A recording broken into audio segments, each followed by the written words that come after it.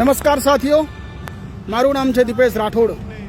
આપ સૌ લોકોને જણાવતા ખૂબ જ દુઃખની લાગણી અનુભવું છું, કારણ કે ગાંધી અને સરદારની ધરતી ગુજરાતમાં આજે ખેડૂતો સાથે મજાક થઈ ગઈ છે, ખેડૂતોનું અપમાન કરવામાં આવ્યું છે।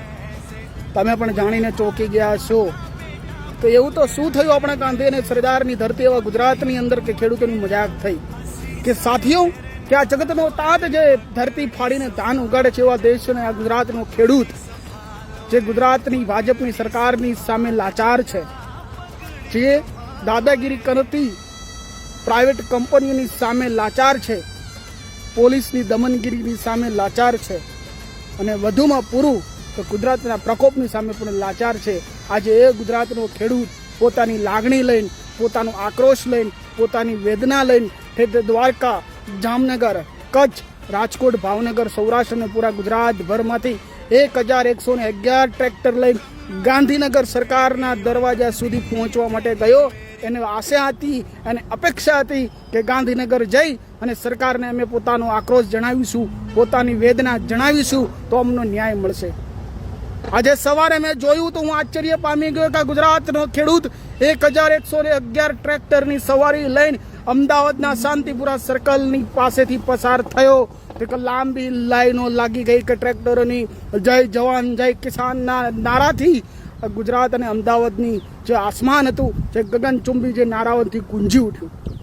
પરંતુ આ ગુજરાતની સરકાર દ્વારા જેમ અમદાવાદની અંદર આતંકવાદીઓનું ઝુંડ ઘૂસતું હોય તેવી રીતે ઓગણજ પાસેના એસપી રિંગ રોડ ઉપર પોલીસના સટ્ટા મારી દેવામાં આવ્યા કે ગુજરાતનો ખેડૂત પોતાની વ્યથા લઈને ગાંધીનગર સુધી પહોંચવો ના જોઈએ।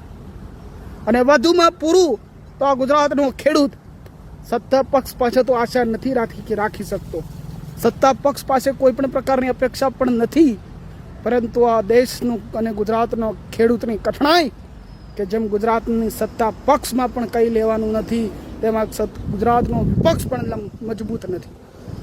કારણ કે જે ખેડૂતો આંદોલન કરવા માટે આવ્યા હતા, ખેડૂતો પોતાનો વ્યથા ઠાલવવા આવ્યા હતા, ખેડૂતો ન્યાય માટે આવ્યા હતા, આજે એ જ ખેડૂતોના આંદોલનને તોડી મરોડી અને તોડવા માટે આપ અને કોંગ્રેસના નેતાઓ અંદરો અંદર બાખડ્યા, જેનું પરિણામ ખેડૂતોને ભોગવવું પડ્યું। મેં મારી નજરની સામે જોયું એક 60-65 વર્ષને કાકા જે પોતે કહેતા હતા કે ઠેઠ 3 દિવસથી ભૂખ્યા અને તરસ્યા, અમે દ્વારકાથી નીકળ્યા છીએ ગાંધીનગર જવા માટે, ન્યાયની અપેક્ષા માટે અમે જતા હતા, પરંતુ અમને ન્યાય નહીં મળે, અમે ખાલી હાથે પાછા જવાના છું। એ કાકાની આંખમાં આંસુ હતા, એ કાકાની આંખમાં વેદના દેખાતી હતી કે તે આ ગુજરાતનો ખેડૂત કેટલો હેરાન પરેશાન થઈ રહ્યો છે। અને બીજું પણ દ્રશ્ય જોવા મળ્યું કે જે બોટાદના હળદળની અંદર જેણે દિવસ રાત એક કર્યા, સુરેન્દ્રનગરના ખેડૂતોનો અવાજ મજબૂત કર્યો, મોરબીના જેતપરની અંદર ખેડૂતોનો અવાજ બન્યા।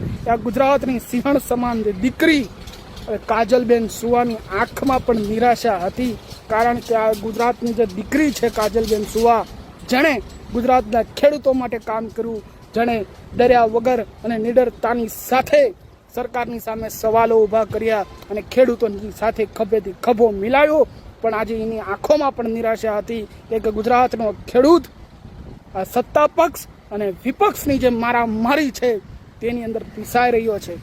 ગુજરાતના ખેડૂતોને ન્યાય નથી મળ્યો, ઉપરાથી પૂરું આ ખેડૂતોની સાથે મજાક થઈ છે, અપમાન થયું છે। આનો જવાબ આવનારા દિવસોમાં ગુજરાતની સરકારે, ગુજરાતના મિનિસ્ટરે, ગુજરાતના મુખ્યમંત્રી આપવાનો રહેશે। જય જવાન જય કિસાન।